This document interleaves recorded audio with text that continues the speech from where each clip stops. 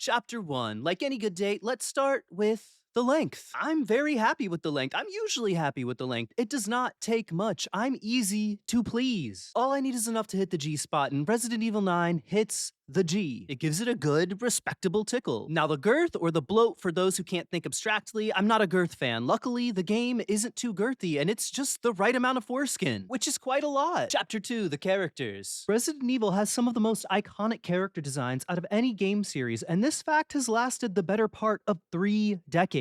Characters are always one of the most important parts of a good Resident Evil, and RE9 does not fail the test, though we do have some weak sauce in the dipping cup, which is okay. We're not restricted to a single sauce. This isn't a Tomb Raider game. Go ahead, right off the top of your head, name 5 Tomb Raider characters who are not first name Lara, last name Croft. That's what I thought. I rest my case, Your Honor. So first we have Zeno doing his best Wesker impression as what I think is supposed to be a nostalgia device. I have to assume they're pulling on our Wesker strings. I'd love to pull on Wesker's... Speaking of, Zeno is admittedly my type of guy, and much like my ex, he is riddled with viruses and dead behind the eyes. I don't know what his wiener would do to me, but I am curious to find out. He's a cool little add-in, though his introduction and pacing in the narrative was honestly kind of sloppy and underdeveloped. Speaking of best impressions, Here we finally are.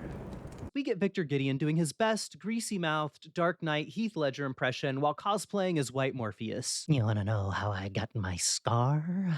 My mother let me ride a bicycle on a windy Tuesday. She knew it was windy, but she let me go anyway. She encouraged it even. A strong gust of wind knocked my little twink body over in front of the whole school. My face got caught in the tires. Everybody laughed at me. Mother paid for that. Mother paid in milk. Sorry, what do you want from me? Gideon is a great design and fully woven throughout the story. But to be honest, I'm sorry, Gideon, I did want more. I want a little bit more from you, man. We just don't get the same antagonistic follow through that we get with characters like Mr. X or William Birkin with RE2, Nemesis from RE3, Jack and Marguerite from RE7, take your pick from RE4. We don't even fight him until the very end. And no, the RE5 style motorcycle scene does not count. Stop it. I'm talking to you. I was honestly hoping there would be a really scary stalker moment with Grace, but no. I mean, he stalked her narratively, but you know, I wanted it as a gameplay mechanic, which is a waste of what could have been some very creepy moments. Big, ugly Victor lumbering down the hall. Want to know how I got my scar? I was circumcised by a doctor who had a wooden hand. We have a throwback to Oswell E. Spencer making a brief guest appearance in the role of Jeffrey Epstein by way of eugenics with an orphanage of human rights violations. Ghislaine did not want to be left out. By the way, even this random-ass character has incredible voice acting. Compare this to the original and you will see how far we've come. I want to see how far your daddy came. It says on Hinge, you clicked on this video. What did you think we'd be doing? Holding our hands in prayer? We have Grace's mom making a return appearance from Outbreak. Is she kinda hot? Someone with more authority than me, please let me know. I did like her for her brief appearance, and her death does offer strong emotional weight to Grace's character. Leon. One of the OGs. I'm glad the entire world can now join me in understanding what I've known since before I hit puberty. That Leon is the Lara Croft of men. I love Leon. Leon is one of my favorite video game protagonists of all time from one of my favorite video games of all time. He started out all fresh-faced and cutie-pied, became an action star following in the footsteps of his hero Ada Wong, and now he looks like life has had its way with him, which is my second type of guy. I don't know why I'm treating this like it's my dating profile. Speaking of Ada, and Jill and Claire, who asked, I did fuckface. I'm genuinely sad that none of them were in this game, save this rinkety sorry we hate you consolation prize. It's hateful. Capcom hates women. Counter argument. We did get a nostalgic Sherry Birkin in a remote work from home post-COVID capacity. Bigger counter argument. Grace is an incredible addition to the series. The acting on display here alone deserves some kind of award, even if I have to make it myself out of macaroni and glue. Though my biggest and most obnoxious issue with Grace that probably no one else has is that her outfit is not nearly iconic enough. I mean, from my perspective, it's not iconic at all. If you do a cosplay of this 10 years from now, no one will know who the fuck you are. They will think those are your street clothes. In a series full of iconic outfits, they really said, here's the Dick's Sporting Goods fall fashion catalog full throttle. Where is the fashion? Where is the whimsy? Thankfully, I did buy the deluxe edition like an asshole. Yes, an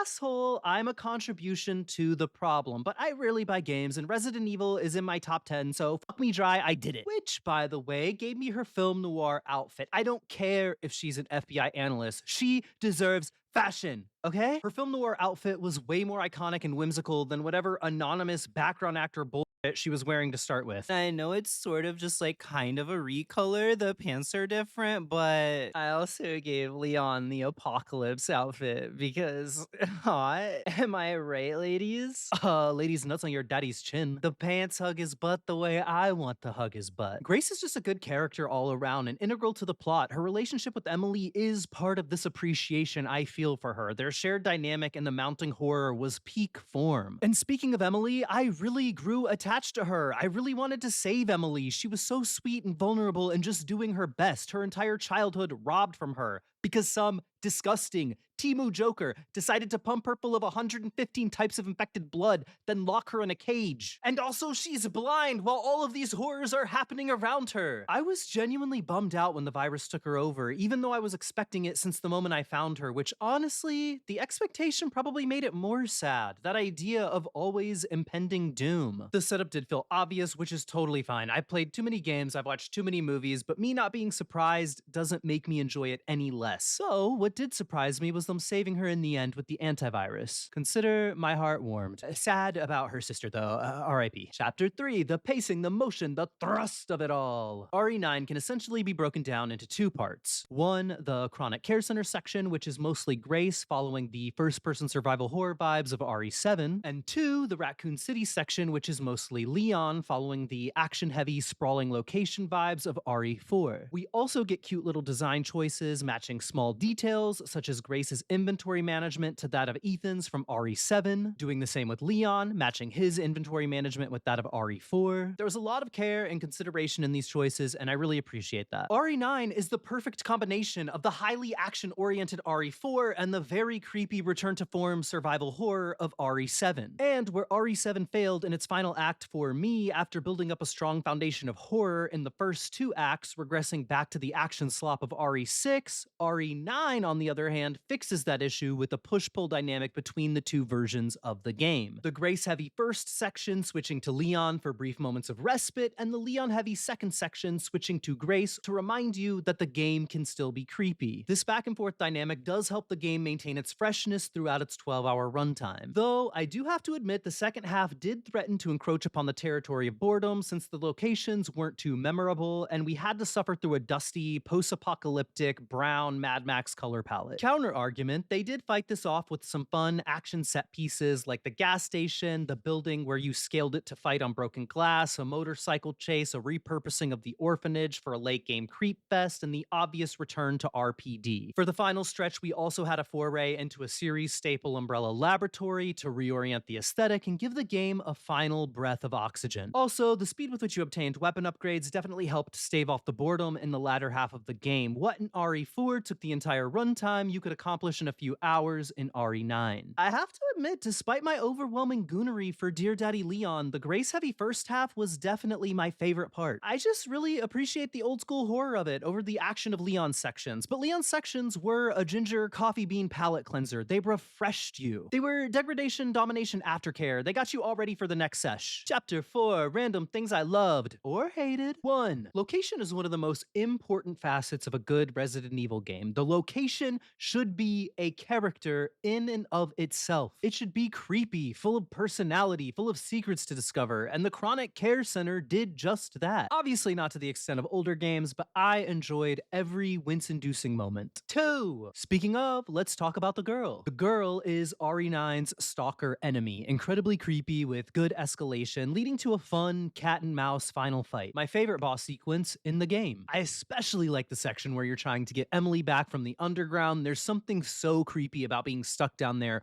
with that creature. 3. Chunk, big back, thick boy, making his presence known. 4. Good creepy music. 5. Zombies with personality. Not the first game to do it, but my favorite execution of it. 6. Poppin' zombies with the hemolytic. 7. Decorative item placement and reflections, making me think something was there when it really wasn't. 8.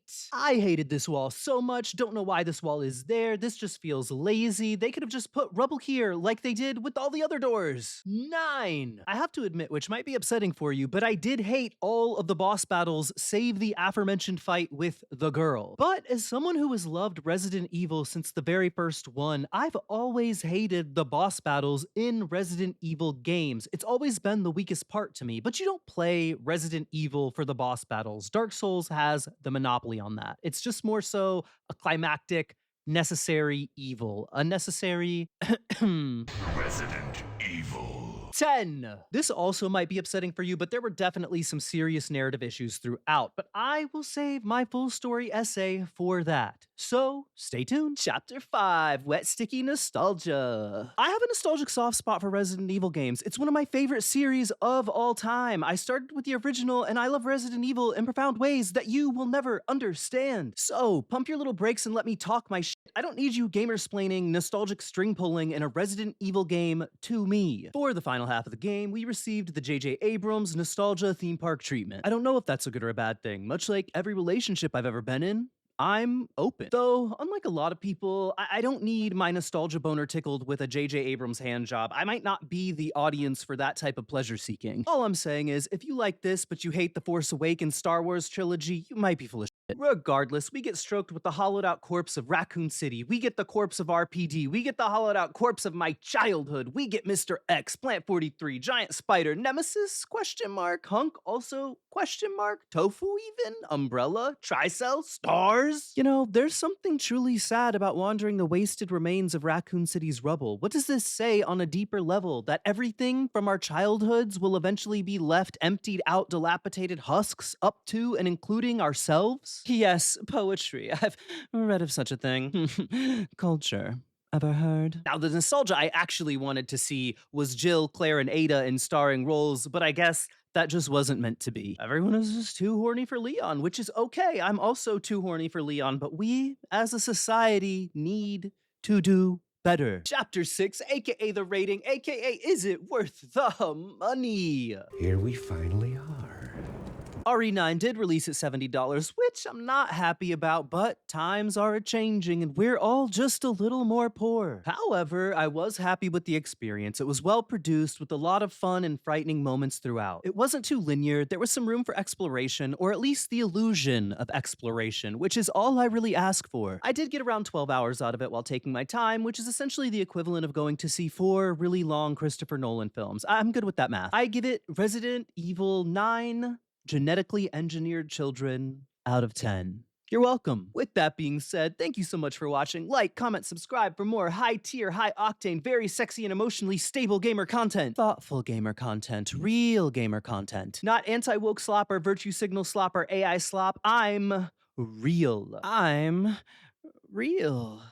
I'm real. Never undercome, only overcome. Shoot high and expect to miss. Here's a kiss. I love you. Good night. Yeah, oh yeah, you're gonna love it. Do it. Oh, it's gonna be so good. Do it. So good. Well, it's time. I'm subscribing. Excellent. But like, why is this literally my throat whenever Leon walks in the room? What?